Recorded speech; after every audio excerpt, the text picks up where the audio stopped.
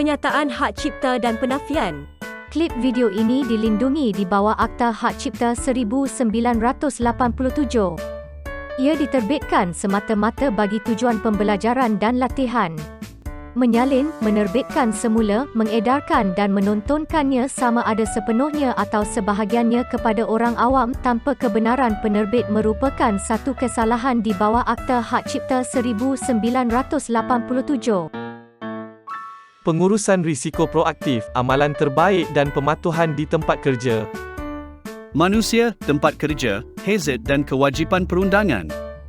Assalamualaikum warahmatullahi wabarakatuh dan salam sejahtera. Terima kasih kerana mengikuti program e-pembelajaran anjuran Borderless Ventures. Diharapkan ilmu yang dikongsikan dapat memberi manfaat dan membantu dalam meningkatkan pemahaman dan kemahiran serta pematuhan keperluan undang-undang berkaitan pengurusan risiko di tempat kerja. Hanya mereka yang mengikuti program ini dan mematuhi terma serta syarat yang ditetapkan sepenuhnya dengan jaya akan dianugerahkan sijil penyertaan. Atok Dad, apakah objektif pembelajaran kursus bagi siri ini?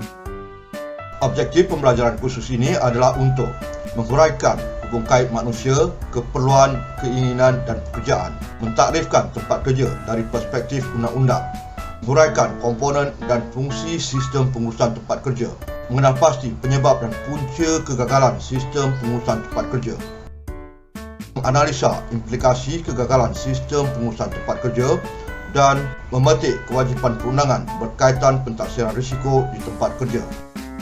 Apakah topik-topik yang dibincangkan, Atok Dad? Topik-topik yang dibincangkan ialah pengenalan sistem pengurusan tempat kerja, implikasi kegagalan sistem pengurusan tempat kerja dan kewajipan perundangan. Pengenalan. Secara fitrahnya, manusia dilahirkan dengan keperluan dan keinginan tertentu. Atok Dad, apakah keperluan manusia? Keperluan adalah sesuatu yang penting untuk kesinambungan hidup. Tanpanya, kehidupan akan menjadi sukar dan terjejas. Pada masa lalu, keperluan asas manusia adalah makanan, pakaian dan tempat perlindungan atau tempat tinggal. Setelah dapat memenuhi keperluan asas, manusia mula menginginkan sesuatu yang lebih. Apakah yang dimaksudkan keinginan Atok Dad? Keinginan adalah sesuatu yang manusia idamkan. Ia adalah untuk keselesaan, kepuasan, status atau prestige. Antaranya ialah kemudahan kenderaan, kemudahan hiburan dan sebagainya. Tanpanya, kehidupan tidak akan terjejas dengan ketara. Seiring dengan perkembangan zaman, kemajuan teknologi dan gaya hidup moden, beberapa keinginan terdahulu telah berubah menjadi keperluan masa kini. Sebagai contoh, kenderaan, telefon bimbit dan sebagainya. Atok Dad, apakah yang perlu dilakukan untuk membolehkan manusia memenuhi keperluan dan keinginan mereka? Semua benda tersebut tidak datang secara percuma. Manusia perlu melakukan pekerjaan untuk mendapatkannya. Melalui pekerjaan yang mereka lakukan, manusia menerima upah yang membolehkan mereka mendapatkan dan membayar keperluan dan keinginan mereka. Malangnya, terdapat setengah manusia sanggup melampaui kemampuan keuangan mereka untuk mendapatkan barangan mewah dan berprestij, termasuk kenderaan berjenama mewah, gadget komunikasi berjenama mewah dan sebagainya. Akibatnya, mereka dibebani dengan hutang yang besar dan terpaksa menjalani kehidupan yang penuh dengan kesukaran dan kesengsaraan. Di manakah manusia melakukan pekerjaan mereka, Atok Dad? Lazimnya, manusia melakukan pekerjaan di tempat atau lokasi yang ditetapkan. Tempat atau lokasi sedemikian dikenali sebagai tempat kerja. Atok Dad, apakah tempat atau lokasi yang ditakrifkan sebagai tempat kerja? Akta Keselamatan dan Keselamatan Pekerjaan 1994, Seksyen 3, Tafsiran, mentakrifkan tempat kerja, artinya premis tempat orang bekerja atau premis yang digunakan bagi penyimpanan loji atau bahan. Apakah pula yang dimaksudkan sebagai premis Atok Dad? Akta dan seksyen yang sama mentakrifkan premis termasuklah mana-mana tanah, bangunan atau bahagian mana-mana bangunan, mana-mana kenderaan, vessel, hovercraft atau pesawat udara, apa-apa perpasangan di atas tanah, perpasangan gua pesisir atau perpasangan lain sama ada di atas dasar atau yang terapung di atas mana-mana air, dan mana-mana khema atau struktur boleh alih. Sistem pengurusan tempat kerja. Atok Dat, bagaimanakah tempat kerja berfungsi? Lazimnya, sistem pengurusan tempat kerja merangkumi beberapa komponen yang terdiri daripada medium atau premis, majikan atau pengurusan, peruntukan keuangan atau modal, tenaga kerja, bahan, jentera dan kaedah. Komponen-komponen tersebut diringkaskan sebagai 7M berdasarkan akronim perkataannya dalam bahasa Inggeris, iaitu medium, management, money, manpower, material, machine dan method. Kesemua komponen perlu bergabung, berinteraksi dan berfungsi sebagai satu unit yang cekap bagi menghasilkan produk atau perkhidmatan atau menyiapkan kontrak dengan mematuhi piawaian yang ditetapkan. Atok Dat, bagaimanakah sistem pengurusan tempat kerja boleh gagal? Punca kegagalan sistem pengurusan tempat kerja terdapat di dalam setiap komponen individu sistem tersebut. Penyebabnya pula ialah keadaan yang terdapat di dalam komponen individu, iaitu kekurangan, kelemahan, kecacatan atau ketidakpatuhan. Apabila komponen-komponen tersebut bergabung, berinteraksi dan berfungsi sebagai satu unit, kelemahan, kekurangan, kecacatan atau ketidakpatuhan di dalam komponen individu turut bergabung, berinteraksi dan berfungsi sebagai satu unit. Akibatnya, sistem gagal berfungsi dengan cekap dan berkesan. Implikasi kegagalan sistem pengurusan tempat kerja. Atok Dat, apakah implikasi kegagalan sistem pengurusan tempat kerja? Implikasi atau kesan dari kegagalan sistem tersebut ialah produk atau perkhidmatan yang dihasilkan cacat atau kerja tidak dapat disiapkan mengikut terma dan syarat kontrak atau piawaian yang ditetapkan. Selain dari itu, ia juga turut menghasilkan produk sampingan yang ditarifkan sebagai hazard. Hazard yang tidak dikawal mengakibatkan kejadian yang tidak diingini berlaku. Kesan daripada kejadian tersebut ialah mudarat kepada manusia, kerosakan kepada harta, kerosakan kepada alam sekitar atau mana-mana kombinasinya. Selain dari kejadian tidak diingini dengan kesan mudarat atau kerosakan, kegagalan sistem pengurusan tempat kerja juga mengakibatkan beberapa implikasi lain. Apakah implikasi-implikasi tersebut, Atok Dat? Antara lain, implikasi yang ketara ialah implikasi perundangan, implikasi ekonomi dan implikasi kemanusiaan.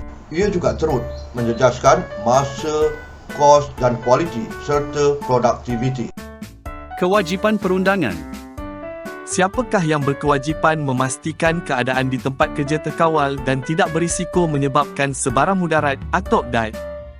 Dari sudut perundangan, pemegang taruh berkewajipan memastikan keselamatan dan kesihatan di tempat kerja.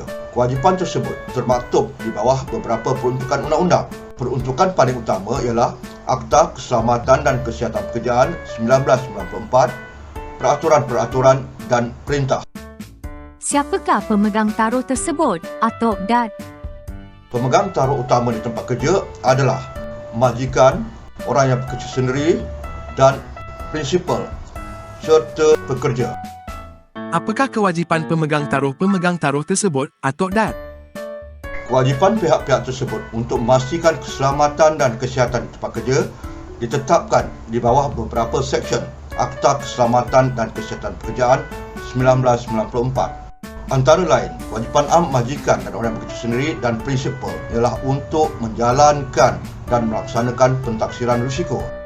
Apakah peruntukan tersebut, Atok Dat? Seksyen 18B, kewajipan menjalankan dan melaksanakan pentaksiran risiko.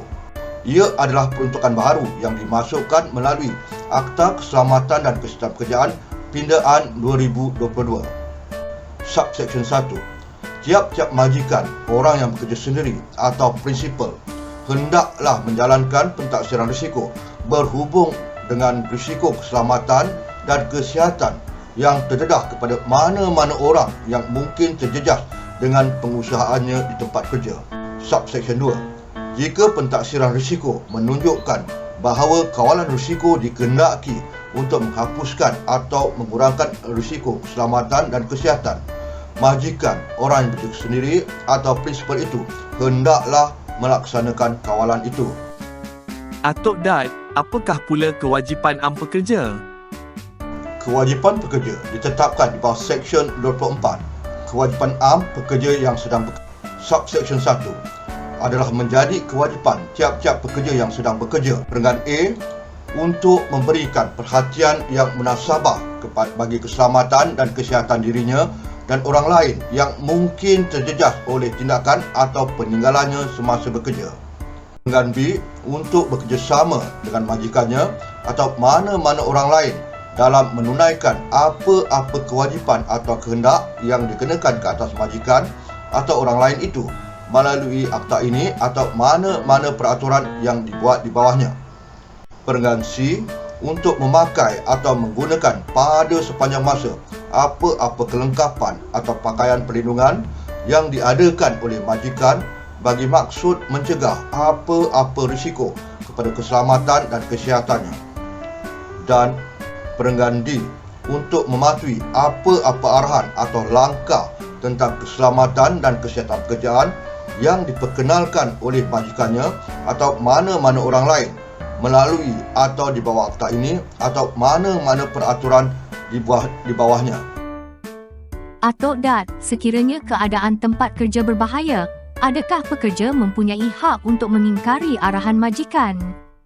Untuk mengetahuinya, Seksyen 26A Akta Keselamatan dan Kesihatan Pekerjaan Pindaan 2022 dirujuk. Subseksyen 1. Seseorang pekerja selepas memberitahu majikannya atau wakilnya bahawa dia mempunyai justifikasi yang munasabah untuk mempercayai terdapat suatu bahaya hampir pasti berlaku di tempat kerjanya, hendaklah mempunyai hak untuk mengeluarkan diri daripada bahaya atau kerja itu jika majikan itu gagal untuk mengambil apa-apa tindakan untuk menghapuskan bahaya itu. Subseksyen 2. Seseorang pekerja yang mengeluarkan dirinya daripada bahaya mengikut Subseksyen 1 hendaklah dilindungi daripada akibat tidak wajar dan tidak boleh didiskriminasikan. Atok Dad, apakah yang dimaksudkan dengan pentaksiran risiko? Seksyen 18B. Kewajipan menjalankan dan melaksanakan pentaksiran risiko. Akta Keselamatan Kesihatan Pekerjaan Pindaan 2022.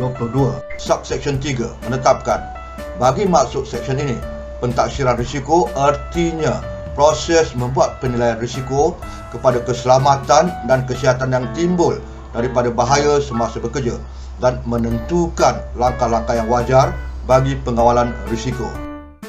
Atok Dad, sekiranya pihak berkenaan gagal mematuhi Seksyen 18B, apakah implikasinya?